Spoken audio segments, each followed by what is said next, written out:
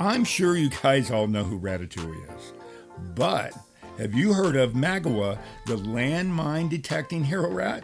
Yep, there's actually a statue of him that was just unveiled in Cambodia a few weeks ago. And you know why? He uncovered over 100 landmines. In today's episode, Christophe Cox joins me. He's the CEO of Apopo. Now, they're a Belgium-based nonprofit organization that's globally recognized for their innovative use of animals in humanitarian work. In their HeroRATS program, now remember, Magawa's team has detected over 100,000 mines. Now, here's some crazy things. Did you know that over 60 countries have landmines? Now, why are they using HeroRATS? Now, aside from being extremely intelligent, they're also extremely efficient. Now, think about this. A human with a metal detector can take up to 4 days to cover an area the size of a tennis court looking for mines. Now, a HeroRAT, it takes 20 minutes. That's right, 20 minutes. Now, Apopo is much, much more. And the HeroRATS, they do a lot. You know another thing they do? They detect tuberculosis. Now, here's some crazy stats. Recent data shows that 10.7 million people develop TB every year, of which about 10% die. Now, here's a crazy detail. If you're not diagnosed correctly, it's believed that you'll pass on TB to an average of 15 people. Now, Cristophe, he's his wealth of information, the stories, the details. They're all just really, really fascinating. And more importantly, the work Apopo's doing and the new skills they're developing, it's just really simply incredible. So get ready, because Magawa may just replace Ratatouille as your new favorite rat. For real, for real, for real, for real, for real, for real, for real, for real, for real, for real, for real, for real, for real. Got a bunch of furry friends and I love them all the same. I'm an animal lover, veterinarian is the name. Let's share some pet stories from heartwarming to strange, losses and games, from wacky to insane. For real. You're now tuned in to For Real with your host, Mark Kyle.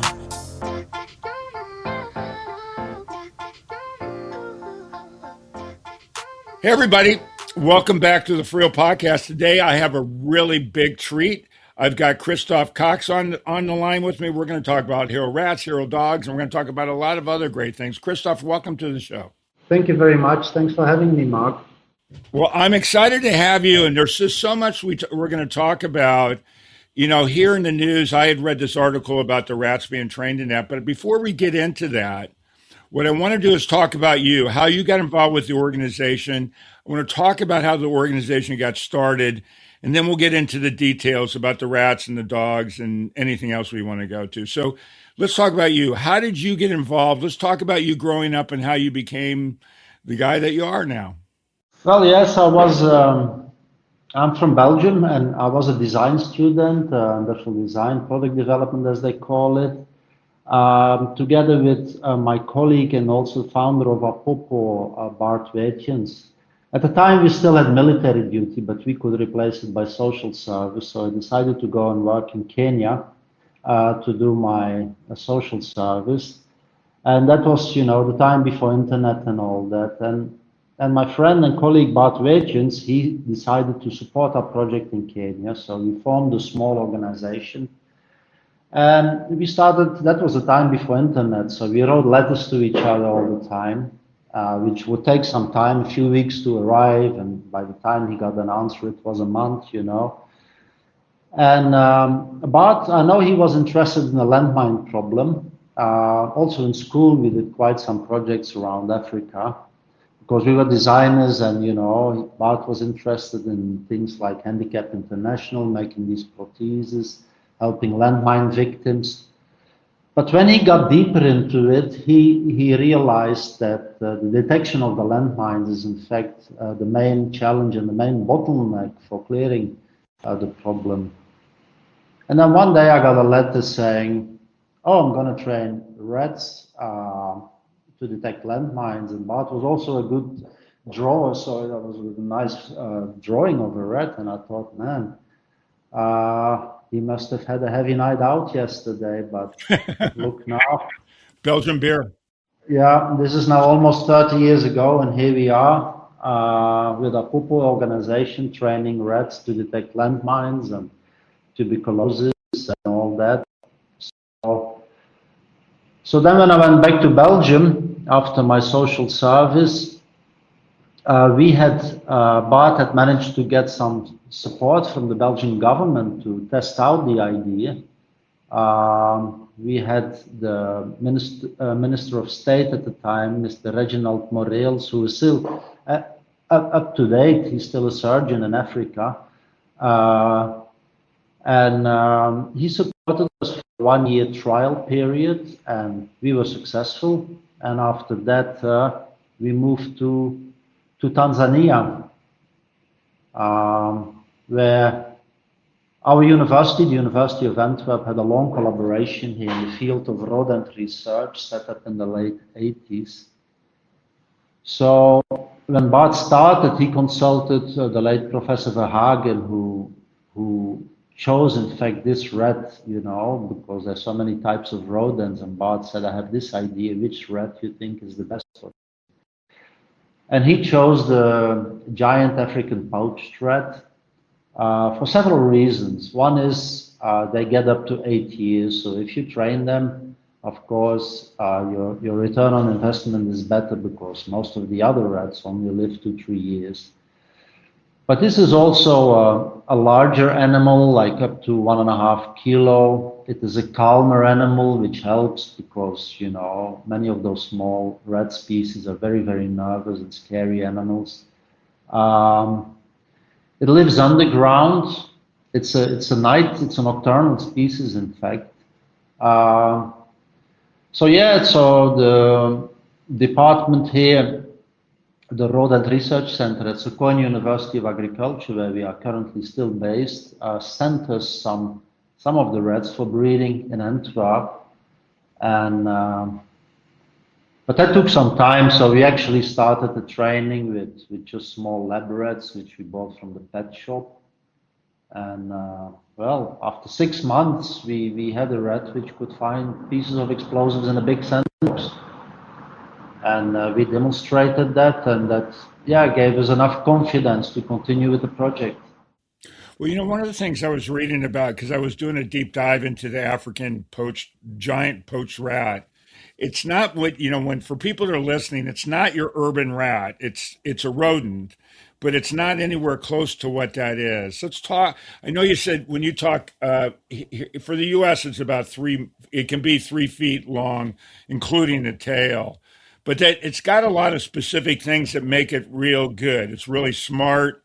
They're really, really smart, easy to train. And let's talk about the training program. When I started reading on your website of how early you start training them and what it works, it's pretty fascinating. Let's kind of walk me through the program. Yes, so our rats are certainly not the city rats. In fact, they are quite beautiful creatures. They also have pouches, so if you give them a lot of food, they can really, you can almost put a small banana horizontal in their cheeks, That's why we always have to reward them in the training with soft food, because if you reward them with hard food, then they keep on stuffing up their cheeks. But we train them with food reward, with positive reinforcement. We don't use any punishment. So the rats, we breed them ourselves, and then after we wean them, we socialize them. They get used to different human beings, that they're not afraid later. After that, we do the clicker training, which is just pairing click with food reward. It's click food, click food, click food. Once they know that, then they have to perform small tasks to get this click. So they realize, we have to do something to get the reward here. Typically, that is walking to a target, keeping the nose there, and coming back, so that in the next training stage, we can put 2 targets. Now, one we could put, for example, in the explosive scent, if the rat is trained for landmine detection, while the other we use the stainless steel TX typically for that, has no sense. So then the rat realizes like, oh, I only get a reinforcement if I keep my nose close to this explosive scent. And that is how it learns then the odor discrimination. And then we make it gradually more difficult. Then first it's on a table of a few meters long, that we hide those targets. First they will be on top of the soil, then they will be under the soil. Then we move them in a bigger sandbox, but which is still with a roof on top of it, without vegetation. Then we move them to our training field, the same targets, where now they have all the environmental distractors, let's say, like the grasses and the insects and the birds. And then we start with real mines, of course, without ignition, and also bigger fields each time. So we increase the size they have to cover in a day. And it's also important to expose them a lot to areas where there are no mines, because the majority of minefields have no mines, let's say. So they have to get used to not encountering any target and still remain motivated. I would think they get more motivated if they're used to getting a reward all the time, and all of a sudden they can't do it. They work harder to find something so they get the reward. That makes sense. So, one of the things that I read is that you basically raise them. So that you start training them more like 4 to 6 weeks old. And it takes, how long does it take? So if you get them when they're babies and you're training them, you go through all that process. You start in a small area, you go in an area where there's distractions, where they're paying attention, areas where there aren't mines. How long does it take until they're in the field actually doing the work? Yeah. So currently we started the socialization at the age of 10 weeks, and 10 weeks. It depends on the rat. So it's, let's say it's between 9 to 12 months. Some are faster learners than others, but that is the average time span it takes. Mm-hmm. So it takes almost a year. Then they go in the field, and so when they become, mine detectors, and I want to get into some of the other things they do as well.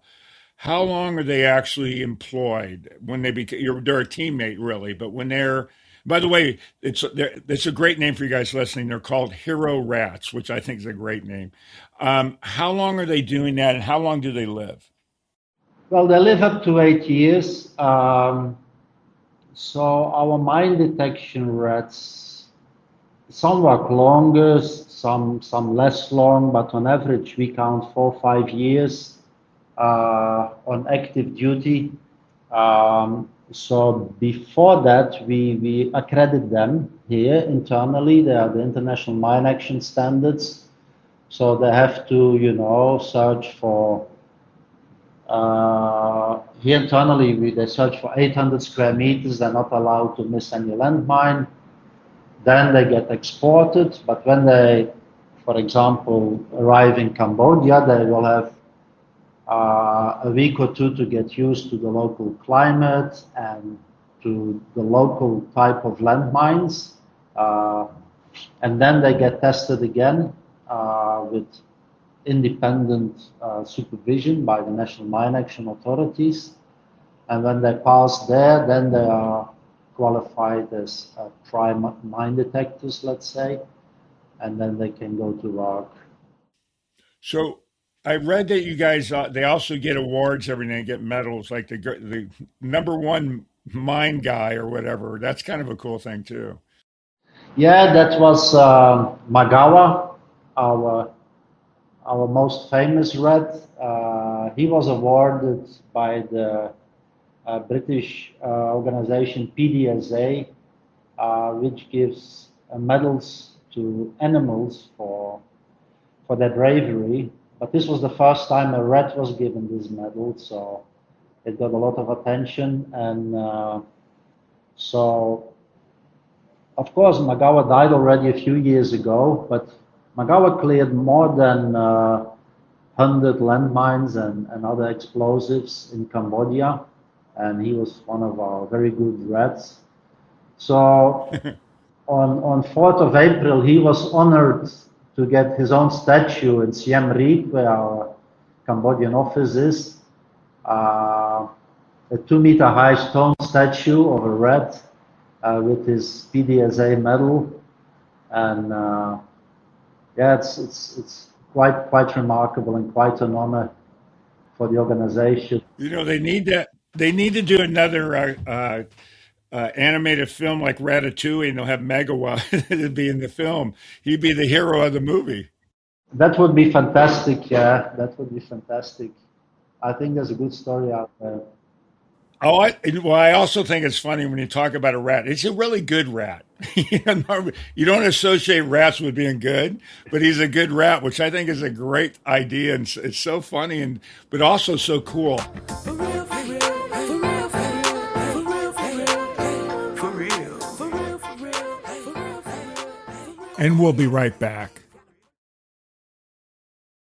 As a pet lover, did you know your pet can benefit from the incredible healing power of stem cell therapy? Prep Therapy offers a groundbreaking solution taken right from your pet's own blood. Say goodbye to joint pain, arthritis, kidney and liver conditions, and more.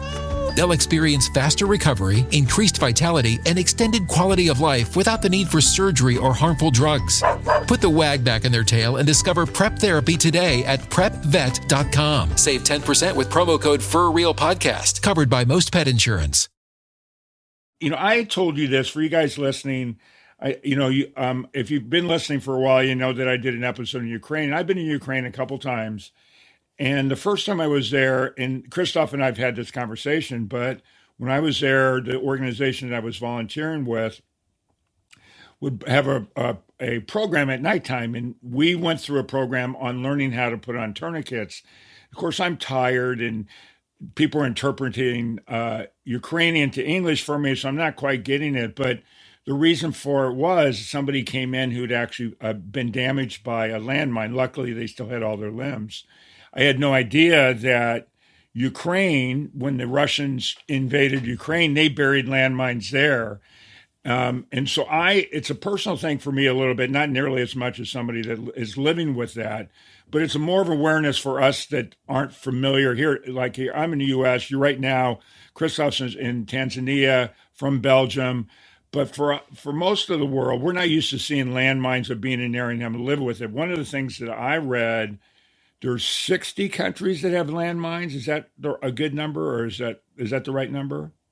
That's about correct. Yeah, there are currently still 60 countries which are contaminated, and unfortunately, there is some due to the war with Russia now. Some European countries have decided to withdraw from the Ottawa Treaty.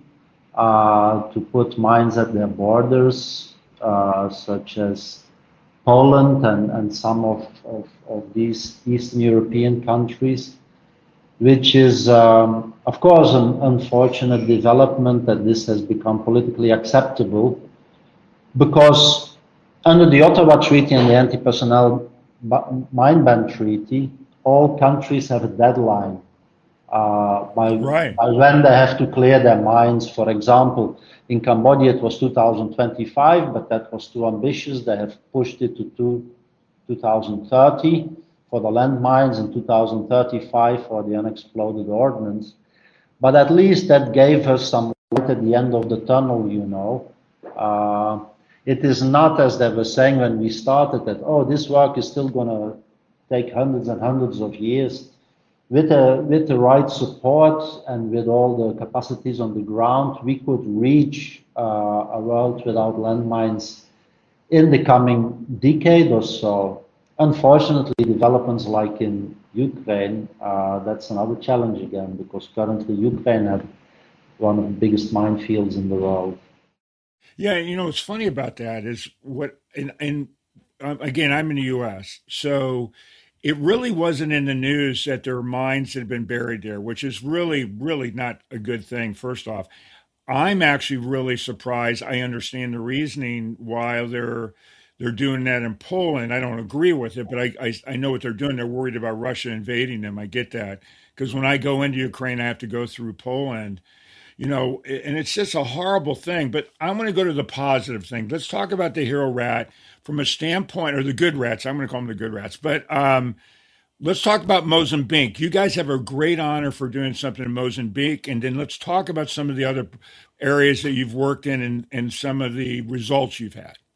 Exactly. So Mozambique, in fact, was our first country where we got operational. We had our rats there first going in 2003. They were tested on an operational minefield, and they found 20 mines, and that were all the mines which were there, which were afterwards excavated. Then we got accredited, but it took some time before we became, let's say, efficient, because we had several partnerships with organizations. So in the end, we had to establish our own demining organization, which was now again a different story from just being an operator with trained rats, right? So we had to buy the machines, employ the manual deminers, and organize the whole procedures. But it became a big success because, in fact, Mozambique was the first majorly affected country which became mine-free. And in fact, Mozambique, unlike all the other countries, became mine-free ahead of their schedule, ahead of their deadline. That was in 2015. And Apopo did quite some of the work in the last 3-4 years, running up to the completion. So we were working in various locations there, and so we were part of the celebrations, let's say, of ending the mine problem in Cambodia, in Mozambique. Well, one thing I'm going to talk about the efficiency of rats versus humans. So for you guys that are listening, I want you to visualize these guys have got the metal detector that's sweeping back and forth versus, and if you haven't seen it, you can look in, I'll have some links in the description. You can see the rats basically on a leash. But let's talk about how much faster and more efficient they are looking for mines. Because I read about the tennis court thing is one of the things I read about how much faster they could do that than a human. So let's talk about human versus rat doing mine detection. Let's talk about the efficiency and success as well. Yeah.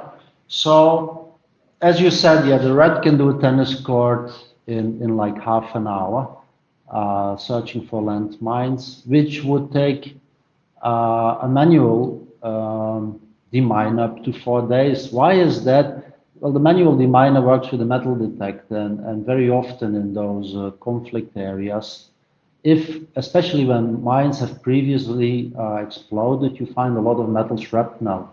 And it's a very dangerous job. Mind you, the guy with the metal sweep, he goes, inch by inch. If the mine detector beeps, he has to take out maybe the small metal piece, put it in a plastic pot, go back. Okay, now no sound, so I can continue a bit.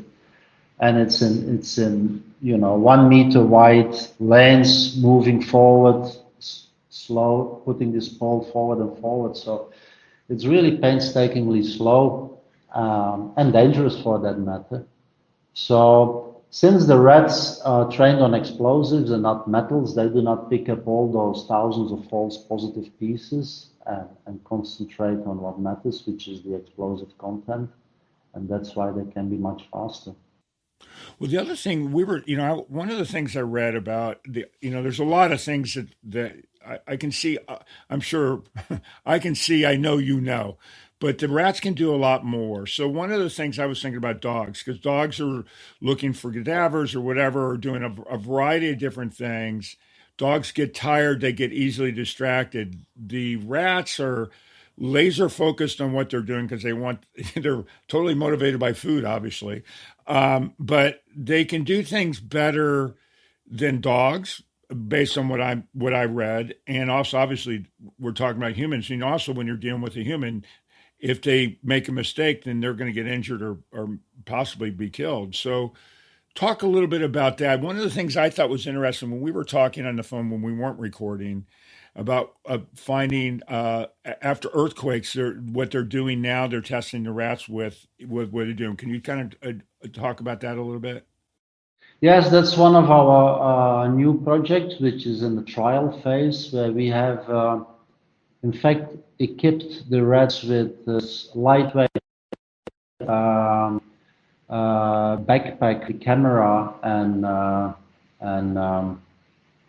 so the rats can then be trained to search for survivors under earthquakes. Because of their small size, rats can go under the debris, right? And then with sound and video transmission, we can get images of the victim.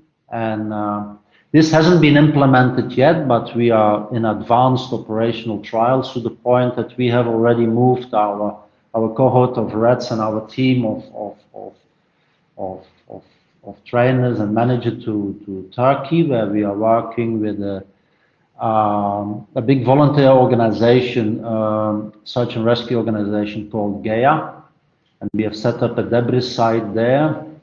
And we have now also developed a backpack. We have the first version, the fourth version. You know, the first version was 140 grams, which was a bit too heavy for the rats. Only the strong rats could carry that. Now we are down to 70 grams,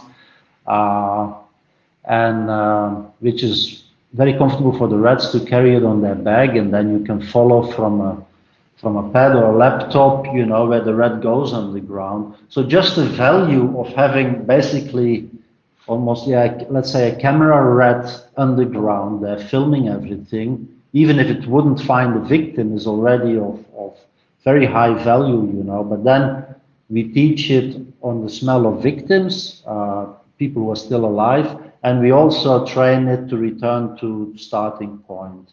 So it goes and come back to starting point. So I'm visualizing this rat with a backpack. I mean, it's crazy. How many rats do you guys have a part of your team, or do you call it the team, I guess? Well, last month it were 321 rats, which were then spread over different locations and different professions, let's say. So I know you get them as babies. Do you have like, for lack of a better term, a rat farm, or like a house where you're raising the rats so you start training them? I mean, how does that work? Yeah, we don't call it a farm. It's rather, let's say, we have a rat university. Um, University, I like that. yeah, so we breed our rats in-house. We have been taking small, sometimes people come, they want to sell rats to us, small baby rats, but if we breed them in the house, they are much calmer, then we're in control, they're much more easier to train. And then we have a training and research center here in Tanzania where we train the rats for detection of landmines, we train the rats for detection of tuberculosis. We have now a team of rats which is looking for illegal wildlife product transport in the port of Dar es Salaam, also under a trial phase. And then we have the search and rescue rat. And then sometimes we do other projects, like we have been training rats, for example, on contaminated soils by petroleum hydrocarbons. You know, a lot of the oil industry has polluted the soils, you know, so rats can very accurately delineate where this contamination is, which would make cleanup much more efficient. So things like that we are doing. We get a lot of demands, like, can you do that? Can you do that? But of course we have to, we cannot do everything, but we have to keep priorities. But we are still looking for new applications for the rats. I want to do a little bit on the mine thing. I want to talk numbers, and I want to go to the tuberculosis. That's a huge thing, and I didn't realize how big it was. But before we get there, I don't know. Do you have the approximate number of how many mines the rats have found now that you've started? Your program's roughly 25 years or 30 years. How many mines have they found? And now I want you guys to think about, when you hear this number, think of the potential. Not only is it humans, but if you've got dogs. I know when I was in Ukraine, dogs are getting blown up. Wild animals, bears, all kinds of stuff are getting blown up by these mines. So how many of you guys actually? How many of the good hero rats found or discovered? Our teams have found about 170,000 mines and explosive devices. Wow. Yeah, that's not only the rats. Some are found by manual deminers, and as I told you, we also started a few years ago with technical survey dogs. You also find mines, but the Apopo teams have found 170,000 items already. That's a huge number. But now I know you, one of the other programs you guys do with the rats is the tuberculosis. And I know you're really big in Tanzania and Ethiopia right now. But I want to kind of talk about, everybody's heard of TB or tuberculosis, but the numbers are astounding. When I knew we were doing this stuff, I started like digging into tuberculosis, and I'm blown away by the numbers. I had no idea. It's a much bigger thing than I think anybody realize. If you're here in the U.S. in particular, I'm sure most people don't realize how big it is. The numbers are phenomenal. Basically, you have every day 3,700 people dying of tuberculosis. That is compared to landmines almost as much as the fatalities of a whole year, every day again. So TB is and it's very old disease. It's like, I think more than 9,000 years old that I can trace back. We have 10 million cases per year, of which about 4 million remain undiagnosed.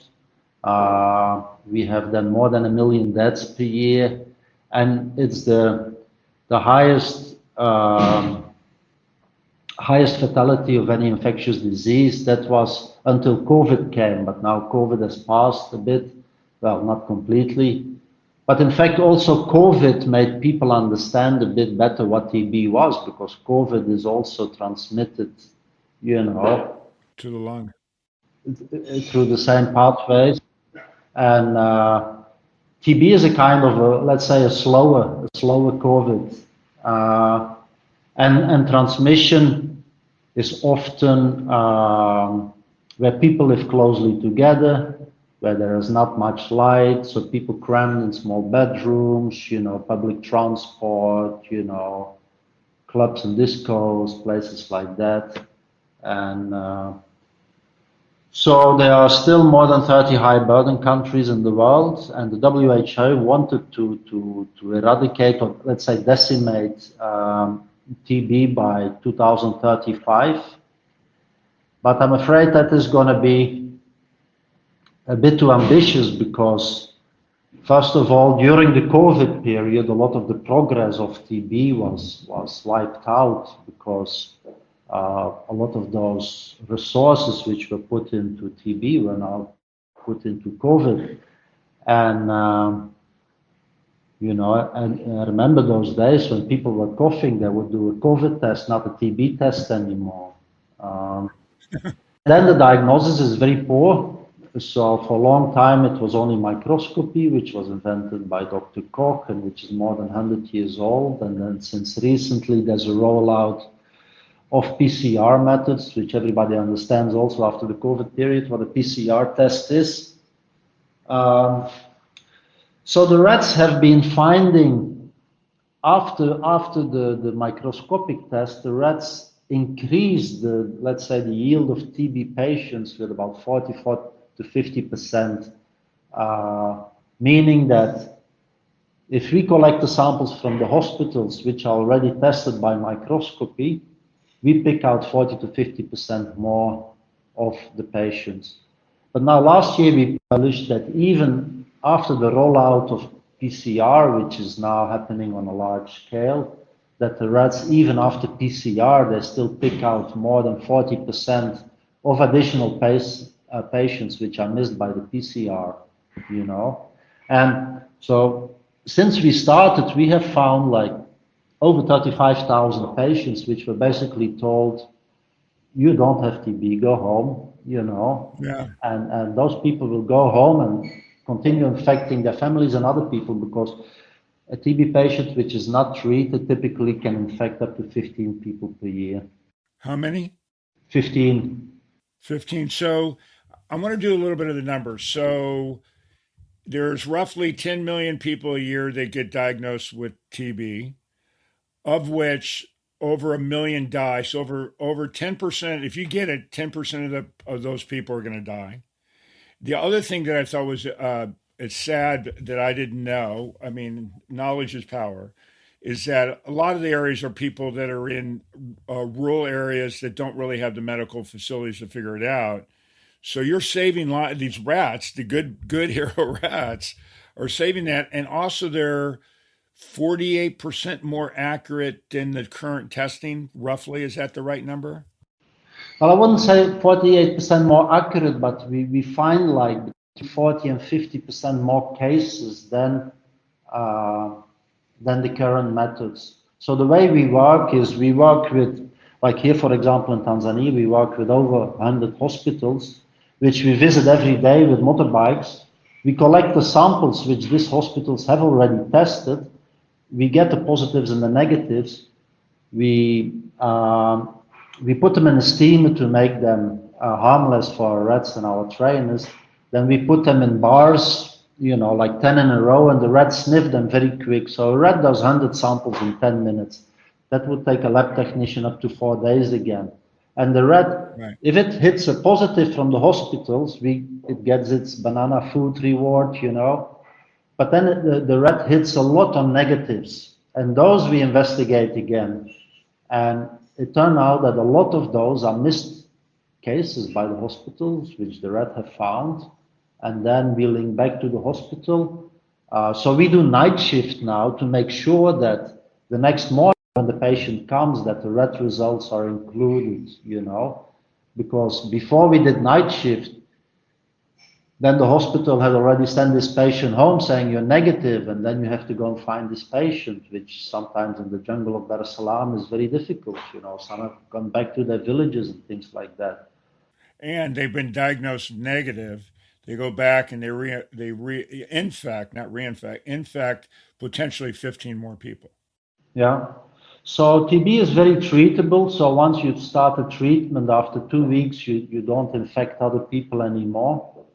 And it's a serious treatment. It's a long treatment, half a year to a year, and then of course everybody is afraid of the multi-drug resistant TB, which need a very heavy cocktail of all kind of antibiotics, and that is of course what the whole international community is afraid of.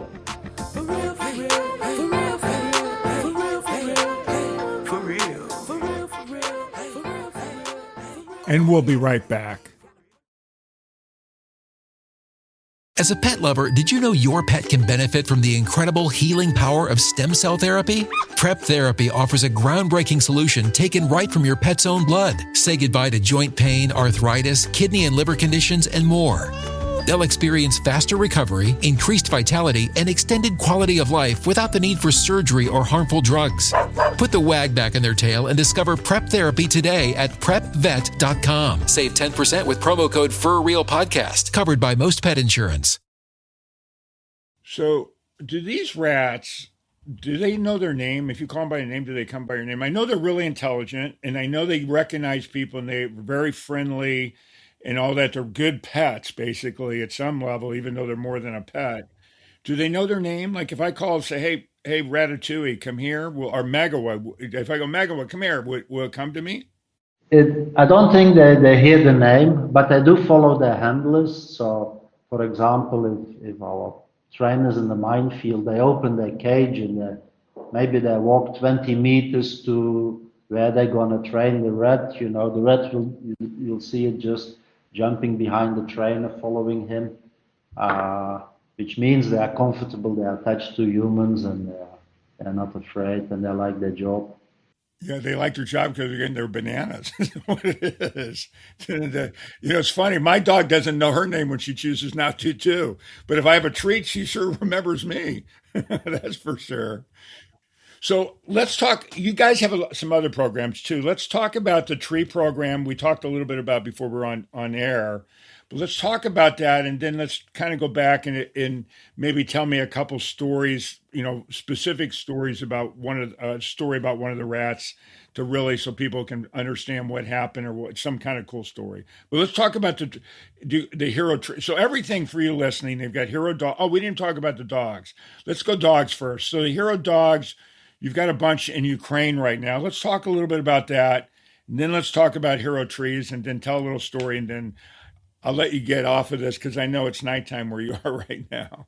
Yeah. So since 2017, we also decided to start training dogs. That had a few reasons. One strategic reason because dogs are still more accepted in the industry. People are more used to it.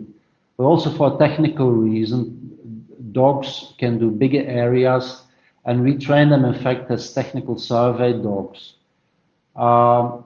Technical survey is a phase in mine action because most of the minefields, in fact, don't contain mines. So it's very important to release those as quick as possible to the population so that they can use it. So the dog can walk basically in a bush, and it does lanes of 25 meters forward, come back after every 2 meters, to scan big areas. That's what we call technical survey. And then you don't need to cut the bush. That is also cheaper, because if it's a real micro search like the rats are doing, then you have to remove the vegetation. So this has been really going well. So we have dogs now in various countries like Azerbaijan, Cambodia. We train them in Cambodia, not like the rats, which we train in Tanzania. The dogs are trained in Cambodia with our good partner, Cambodia Mine Action Center, which has a big dog training center, which is the biggest demining organization in Cambodia we work closely with. So now, of course, in Ukraine, where it's a bit too cold for the rats, maybe in the future in the south we can do work there, but for the moment we have started with dogs now. And we have a program now with 48 dogs, which is a massive program. And of course, you can imagine in very difficult circumstances, the cold winter, the many minefields, the war which is going on. It's also the first time that Apopo works in an effective war zone and not in a post-war country, which brings extra challenges.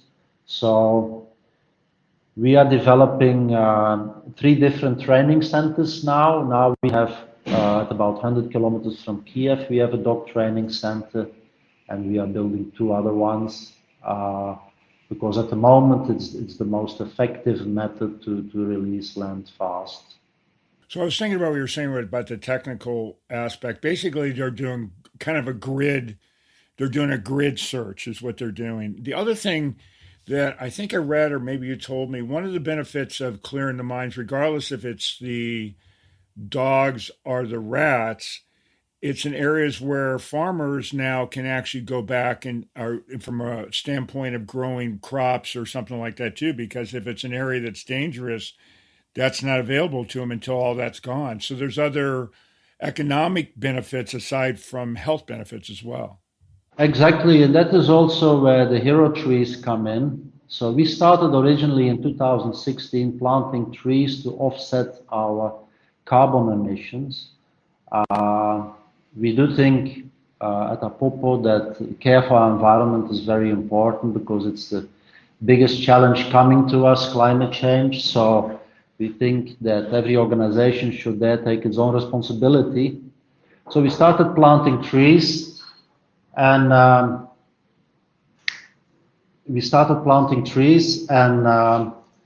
then after that we worked with farmers and promoting trees and agroforestry in farm settings. And then we got into the concept of syntropic agroforestry, a concept which was developed by Dr. Ernst Gotsch in Brazil. He basically changed more than 1,000 acres of completely destroyed land into a big food forest, and regenerated it completely. We know it in Europe under the concept of building food forests. It is very resilient for climate change. It can take floods, it can take drought. It brings a very high biodiversity.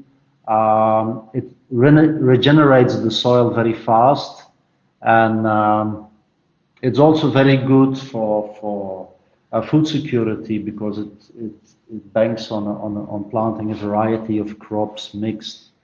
So in mine action, you often find that in some remote areas, like for example in Cambodia, people have been deprived from proper agricultural development, let's say, and trainings and all that. So we try to assist also some of the local communities with these new technologies. I think it's amazing. And I love the idea. So do you have any like heartwarming stories about the rats or the dogs that resonates with you that people may be interested in hearing just as we're kind of closing up the deal? I love stories. So any stories to me is kind of magical. So if you've got anyone, great. If you don't, it's no big deal. Well, of course, we've got our Magawa story, who got famous after getting this PDSA medal, and then he went completely viral. We got messages from every small corner in the world, like, "Oh, Magawa was in our local newspaper," and it was not only the big channels like BBC and CNN, but every local outlet. Here in Tanzania, they were even promoting cribs with a picture of Magawa next to it. They're like, what the heck? Oh, that's hilarious. And then when he retired, we did a press release, and he went viral again. And then when he died, he went viral again. And then even the Tanzanian government came to ask me, "Hey, this is our rat. Shouldn't we bring him back? Because he's buried in Cambodia. Shouldn't we bring him back to Tanzania?" Magawa was, of course, our most famous rat after he received the Medal of Animal Bravery from the PDSA, British organization, veterinary organization. And because it was a rat, it went world viral, because Magawa, he found over 100 landmines in Cambodia. But then every small newspaper in every corner of the globe had something about Magawa. Here in Tanzania, I even saw an online post where they were promoting cribs with a picture of Magawa next to it. And then when he died, he went viral again, and even the Tanzanians came to ask me, "Don't we have to bring him back from Cambodia to bury him here, because he is our rat, And in Cambodia, he got a ceremonial burial with the Buddhist ceremony and all that. And also, a few weeks ago, he was honored with a 2-meter statue in the center of Siem Reap at the occasion of International Mine Awareness Day. And there's a very big coincidence, because Mine Awareness Day is on 4th of April, International Mine Awareness Day, but that is also the International Rat Day. Wow. So, one thing I think that's happened, and you can probably talk a little bit about that. I guess the awareness of rats is actually, you guys are giving them. You're a good PR company. Everybody goes viral on Ratatouille and Magawa, but people are probably in Cambodia and everywhere else looking, because they're rodents, but they're looking at them differently now, saying, "Wow, these guys are pretty cool." That's kind of nice. Yes, for sure. We have done a lot for the rats. I know. There's of course a few thousand rodent species, and often just regarded as pests, because they do, of course, a lot of damage on crops. I'm farming myself. They just ate out my maize seeds last week after planting, or post-harvest damage, But of course, our chrysotomy switch, in fact, are also bred as pets in the US. They're really very nice animals, and also very hygienic animals, very clean. I only wouldn't let them free in the house because they like gnawing on all kind of cables and stuff, and that is not a good idea. Yeah. It's kind of like rabbits, but one of the things I want to talk about the organization. By the way, what's Apopo mean? Does it have a meaning to it? Because it's not. Is it an acronym or what is it? I couldn't figure out where it came from. Yeah, it's a Dutch acronym which stands for anti-personnel mine product development. But when my colleague found the name, he wanted it to sound a bit African because we were planning to come to Africa. That's what I thought. I was thinking some kind of African name, Apopo. Yeah. But in many places, we are even more known as HeroRATS than Apopo. Well, well, of course, Magawa is a famous rat now, the famous good rat. So I want to talk about the organization, how you got funding. I want to talk about your rat adoption program that you have, which is it's a great thing, especially for kids to be involved and things like that. I would think. Talk a little bit about that because that brings funding to you. You're doing wonderful things. So anything they can do to help you, how can people be involved? People can go to our website, apopo.org, and adopt a rat. If you adopt a rat, it's for a small monthly contribution. I think it's $12 or however much you want to give. Then you get a monthly update of the work of your rat. If it's a mine detection rat, you will see the stories from the minefield, how much mines it found, the local situation, and everything what comes along with the whole project. We also have TB rats, which are up for adoption. So you learn more about that. It's quite educative, in fact, also for children. We have now Jane the rat.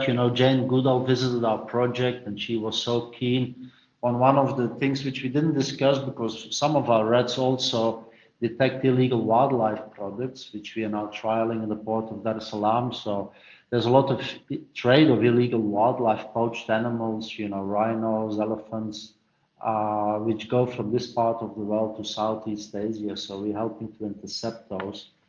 And Jane Goodall, the late Jane Goodall, she came here 2 years ago, was very, of course, cares very much about wild animals. And so we named the rat after her, Jane, and that is now our adoption rat for the wildlife detection project. I wish I've had a chance to meet Jane. I've got to see her speak a couple times. What an amazing woman! Just so well spoken and funny, and just such a really interesting human being. I just really, really love her. What happens to so the rats work for 4 or 5 years, so they've got 2 or 3 years left in their life when they retire.